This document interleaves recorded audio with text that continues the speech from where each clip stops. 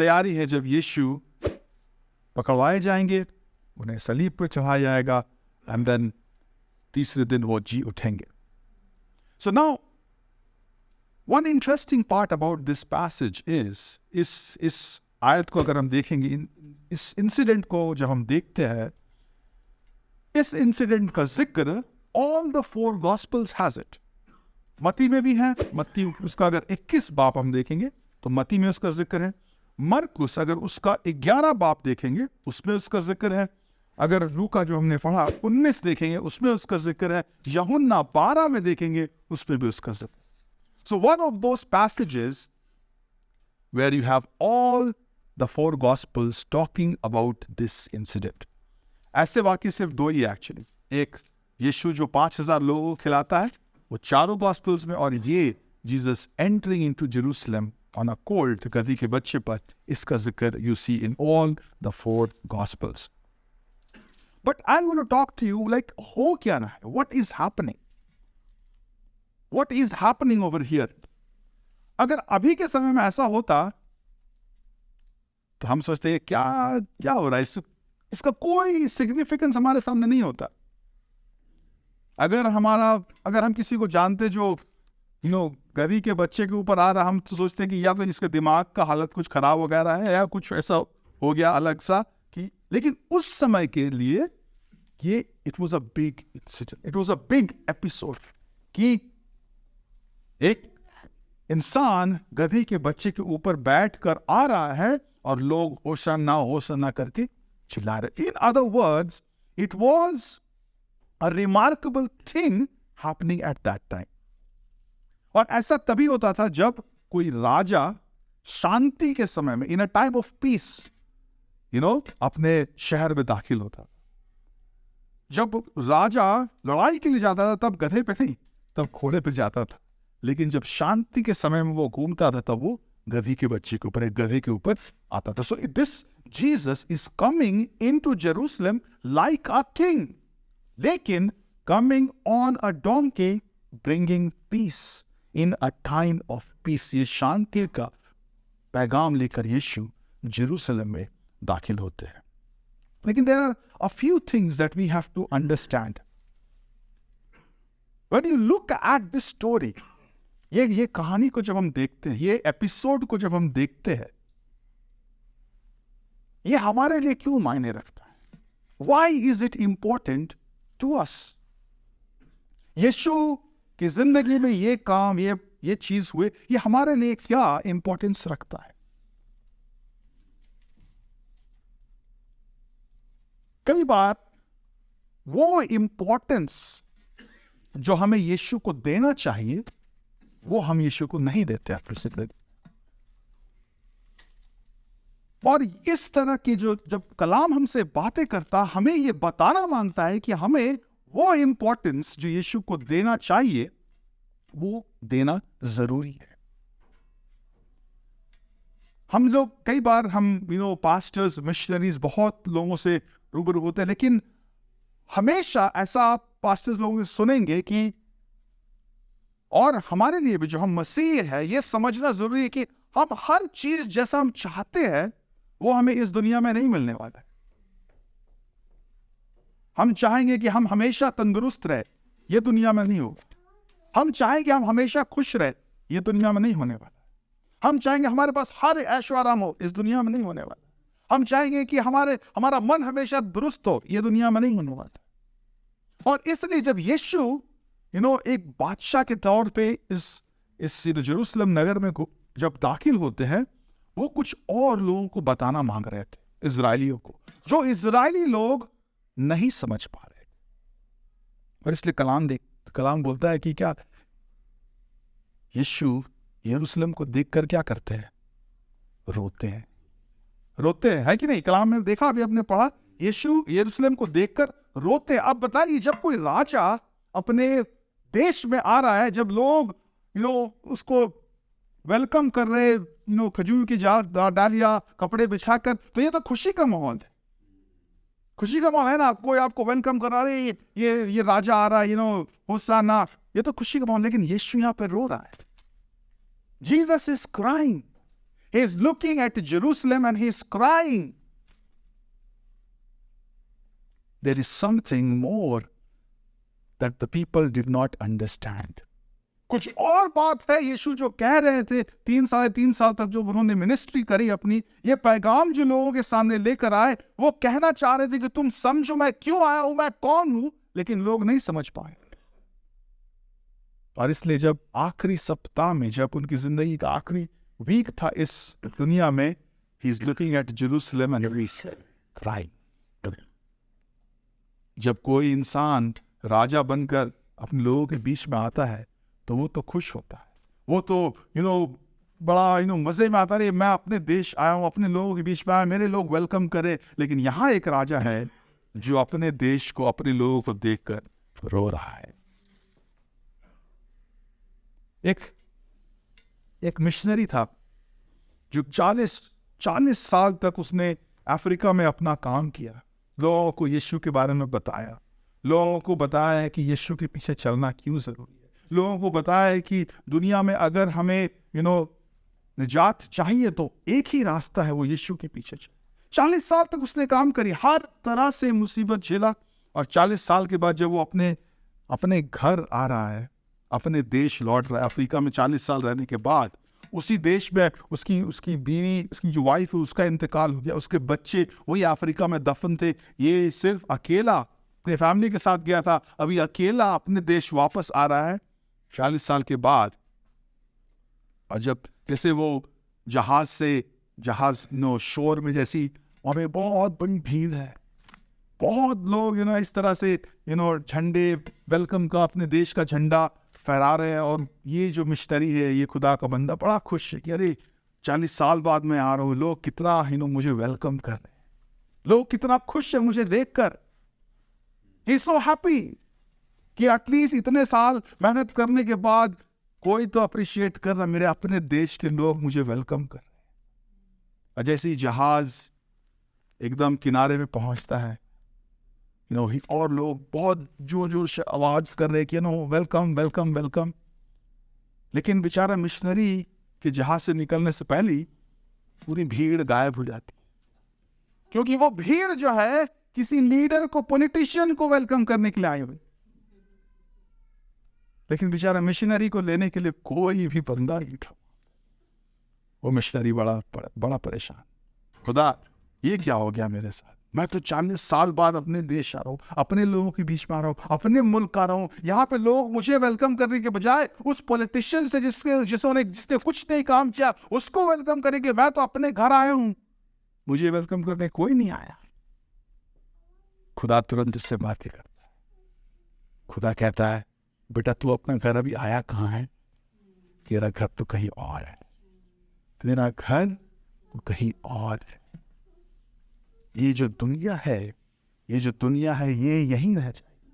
ये दुनिया में जो हमारा समय है ये थोड़े का है, लेकिन जो बातें यीशु हमें बताने के लिए इस दुनिया में आया था, जो बातें वो अपने मिनिस्ट्री में हमें बताने के लिए आया था, वो हमेशा की जिंदगी का हमें लेकर जाए। और इसलिए उसकी बातों पर ईमान रखना, उसकी बातों को समझना, उस पर चलना हमारे लिए जरूरी है। और इसलिए हम देखते हैं जब ये आखिरी सप्ताह में यीशु राजा बनकर जेरूशलेम में दाखिल होता है, लेकिन वो देखकर लोगों को रोता है। जेरूशलेम को देखकर वो रोता है। क्यों? क्योंकि लोगों ने उसके पैगाम को, उस पर भरोसा नहीं किया, उसके पैगाम को नहीं माना, और इस हालत को देखकर यीशु रोता है। और लेकिन if you look at some of the passages, अगर कुछ आयतों को हम देखेंगे तो हमें, if you read Matthew chapter 23 verses 37 to 38, Yeshu कहता है, Jerusalem Jerusalem, you who kill prophets and stone those who are sent, how often, जिस तरह से मुर्गी अपने बच्चों को बचा लेती है, मैं चाहता हूं कि मैं भी तुझे बचाऊं, लेकिन तूने मेरे मैसेज को कबूल नहीं, तूने मुझ पर ईमान नहीं डाला। और उसके बाद वो कहता है कि एक पत्थर के ऊपर भी एक पत्थर नहीं ठहर रहेगा, सब कुछ ढा दिया जाएगा। कई बार हमें लगता है कि क्या हमारा खुदा इतना कठोर है? Is our God so But the reality is, God is not regretting anything He does in this world. हम कभी भी ये ना सोचे कि खुदा कोई चीज करके खुदा बोलेगा नहीं ये सही नहीं हुआ. खुदा जो करता है वो सच करता है, सही करता है, हमारे लिए करता है. और इसलिए उस खुदा को जानना, उसको समझना, उस पर चलना, उसको मानना हमारे लिए जरूरी है. On this day, Jesus is entering into Jerusalem. And Jesus is crying not for his own life. आप कभी भी ये ना समझे कि यीशु अपनी उसे एक हफ्ता 5 दिन बाद उसके साथ क्या होगा उसको सोचकर वो दुखी है या रो रहा है. वो हमें देख, जेरूसलम को देख, दुनिया की हालात को देखकर वो रोता है. और ये है पैगाम, ये पैगाम जो हमें आज भी लोगों को सुनाना है कि यीशु इस दुनिया में क्यों आए, क्यों उस पर ईमान हमें करना जरूरी है, क्यों इस पैगाम को दूसरों तक ले जाना जरूरी है. क्योंकि यीशु आज भी चाहता है कि लोग उसे जाने, उसे पहचाने, उसे माने, उसके पीछे चलें. And another important thing, जब हम यीशु के बारे में बोल रहे हैं और इस इंसिडेंट को जब हम देखेंगे, सिर्फ इस एपिसोड को आप देखें, these are all in the 4 Gospels. The thing for us to understand here, even in this story, is who is this Jesus? ये यीशु जो ये काम कर रहा है, ये है कौन? So in this story, we are looking at Jesus is telling his 2 disciples, 2 चेलों को कहता है कि जा एक गधी के बच्चे को लेकर आ. My question is, did he know there was a गधी? यीशु को पता था कोई गधी है, राइट? यीशु को यह भी पता था कि उसको मालिक कौन है. यीशु को यह भी पता था कि मालिक क्या बोलेगा. यीशु ने यह भी बताया कि तुम्हें क्या बोलना है. So understand who this Jesus is. And Jesus was doing something because he was fulfilling the prophecy that was prophesied 500 years ago. 500 साल पहले एक नबी जकरिया आया था. अगर जकरिया 9:9 हम पढ़ेंगे तो ये पैगाम देता है कि एक मसीहा आएगा जो एक गधी के बच्चे के ऊपर बैठकर आएगा, वो तेरा नाचा होगा. Jesus was fulfilling this prophecy that was prophesied 500 years ago. 500 साल पहले ये नबूवत हुई थी, यीशु उसे पूरा कर रहे थे. So who is this Jesus? ये यीशु है कौन? ये भी जानता है कि वो गधी कहाँ है, वो ये भी जानता है उसका मालिक कहाँ है, वो ये भी जानता है कि वो लोग क्या पूछेंगे, वो ये भी बताता है कि क्या बोलना है, और वो ये भी बताता है कि मैं ऐसा क्यों कर रहा हूं.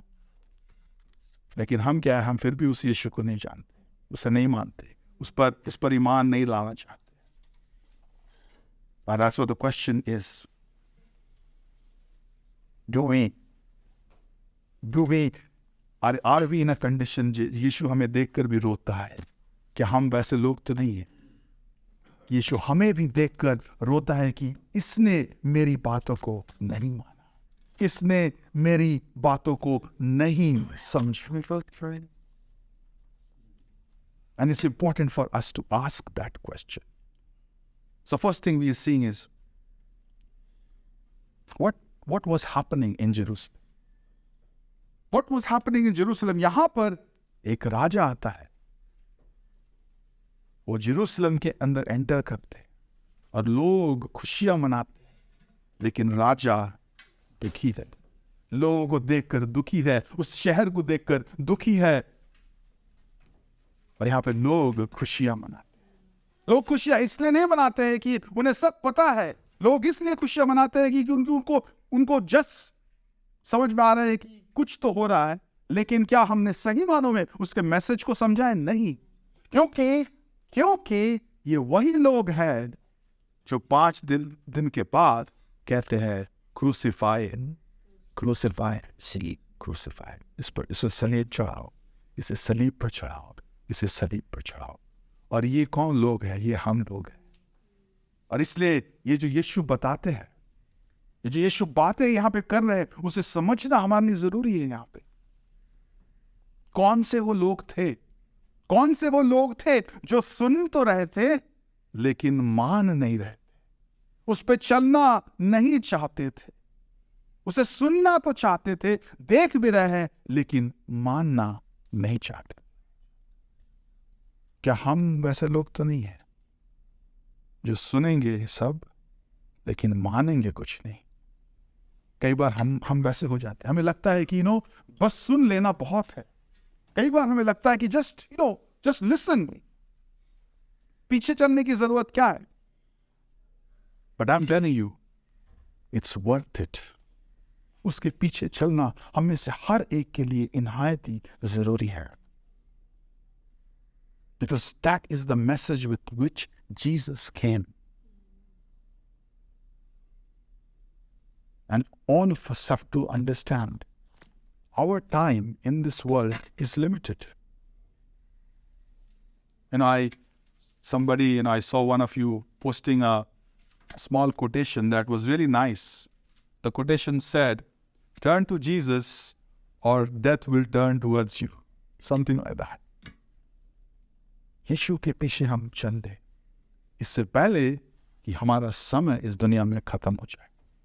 Because कलाम कहता है, when Jesus was crying about Jerusalem, he was telling कि exactly 37 years after this happened, Jerusalem was destroyed by the Romans. AD 70 में Jerusalem खत्म कर दिया, जो मंदिर है वो खत्म कर दिया गया। Every stone was demolished. एकदम जो रोमन्स है उन्होंने उसे शहर को प्लेन कर दिया। और यीशु इस तबाही को याद कर करके रोते हैं कि तुम जेरूसलम, तुम्हारे ऊपर ऐसी आफत आ रही है जो तुम अभी तक अपना मन तुमने नहीं बदला, तुमने अभी तक वो पैगाम को, वो मैसेज को नहीं माना, तुमने अभी तक ये डिसाइड नहीं किया कि मुझे क्या करना है। मुसीबत आ रही है पास, और मैं उस मुसीबत को देखकर आज रोता हूं। आज भी यीशु हम में से अगर हमारी जिंदगी नहीं बदली है, अगर हम उसके पीछे नहीं चल रहे हैं, अगर हमने उसके मैसेज को सीरियसली नहीं लिया, तो वो आज भी रोता है, हमारे लिए रोता है। क्योंकि कलाम कहता है कि जब एक भी पापी अपना मन फिराता है, स्वर्ग में लोग जश्न मनाते हैं। लेकिन वही हकीकत ये भी है कि जब हम खुदा से दूर चले जाते हैं, जब हम उसे ठुकरा देते हैं, यीशु रोता है। 2 बार उसका जिक्र है। यीशु एक बार रोता है जब उसका दोस्त लाजरस मर जाता है, और दूसरी बात वो लोगों को, जेरूसलम शहर को देखकर वो रोता है। And that's why it's important that we receive the message of Jesus. He's a humble king who comes with peace, शांति का पैगाम लेकर हमारे सामने आता है। और ये शांति का पैगाम हमारे लिए ये है कि हम उसकी बातों को माने, उसे अपनी जिंदगी में जगह दे, उसके साथ एक रिश्ता बनाए, उसे अपनी जिंदगी को बदलने दे। और तब हम वाकई में ये एहसास कर पाएंगे कि हम उसके बेटे और बेटियां हैं। बिकॉज अगर वो एहसास हमारे अंदर अभी भी नहीं है, अगर हम अभी भी हमें लगता है कि हम अपने में बहुत है, तो हमने अभी तक उसे नहीं पहचाना है। जब ये समझ आ जाएगी कि मैं अपने आप से कुछ भी नहीं कर सकता, जब ये समझ में हमें आ जाएगी कि मैं अपने आप से कुछ नहीं कर सकती, मुझे यीशु चाहिए, उसकी ताकत मुझे चाहिए, उसकी सामर्थ्य मुझे चाहिए, तब वाकई में हम समझ पाएंगे हमारा रिश्ता यीशु के साथ बनाए। यहाँ पे there's one point that really in the verse touches me.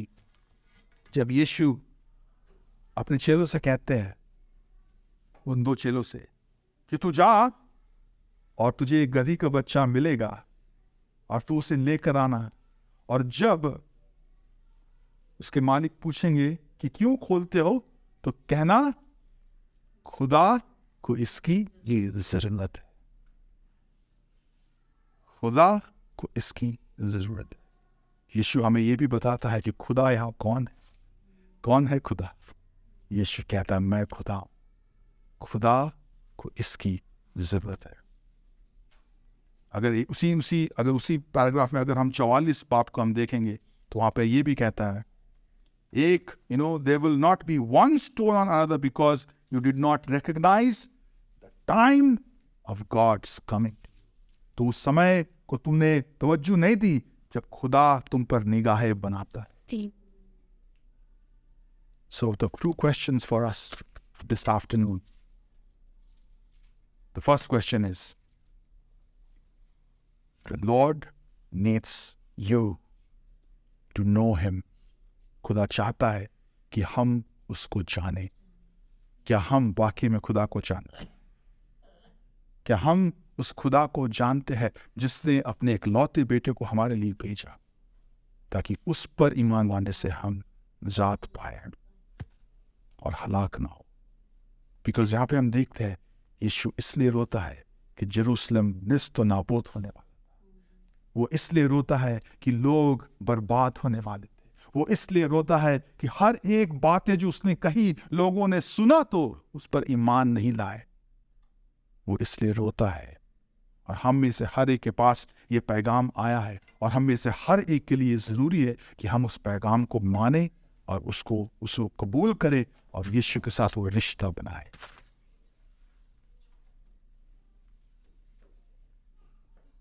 खुदा हम में से किसी को भी नहीं चाहता कि हम हलाक हो. खुदा हम में से हर एक को चाहता है कि हम वाकई में उसके बेटे और बेटियां बने. ये तोहफा यीशु हमें देता है. ये तोहफा हमें वो ला के देता है. But are we ready to accept this? क्या हम उस ऑफर को एक्सेप्ट करने के लिए तैयार हैं? So the three things, remember, the first thing is, जब भी हम इस स्टोरी में जाए, the first thing we ask, what is happening here? यहाँ पे क्या हो रहा है? क्या हो रहा है? यहाँ पे एक राजा, he's not coming like a warrior. He's not coming rejoicing. He's coming with pain. He's coming with sorrow. He's coming crying because of us. यहाँ पे ये हो रहा है कि कोई एक खुदा है जो हमें ढूंढता आता है और जो हमारे लिए रोता है, जो चाहता है कि हम उस खुदा को जाने. दूसरी बात, वो बताता है कि वो कौन है. वो ये भी जानता है कि हमारे वो यहाँ पे कहीं पे भी नहीं लिखा कि यीशु उनको बताते हैं कि मैं देख कर आया हूँ. Nothing. He is God. He is telling the people, his disciples, who he is. वो ये बताते हैं वो गधी कहाँ मिलेगी, उसका मालिक कौन है, वो क्या बोलेंगे, उसे क्या बोलना है और किस तरह से वो नबूवत को पूरा कर रहे. He is God and he's telling the Lord needs it and he's telling us, are you ready to know that God? क्या उस खुदा को हम जानने के लिए तैयार हैं? And the third thing, remember, no matter what happens, none